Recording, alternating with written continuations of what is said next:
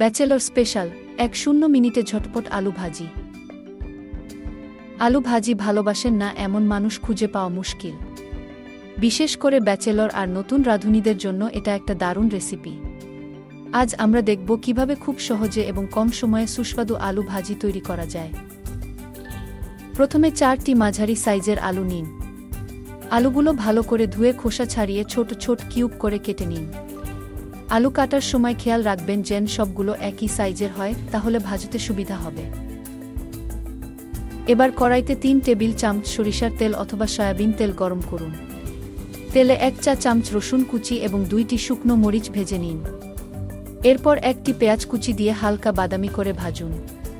পেঁয়াজ ভাজা হয়ে গেলে ১/২ চা চামচ হলুদ গুঁড়ো, ১/২ চা চামচ মরিচ গুঁড়ো, ঝাল অনুযায়ী এবং স্বাদমতো লবণ দিন।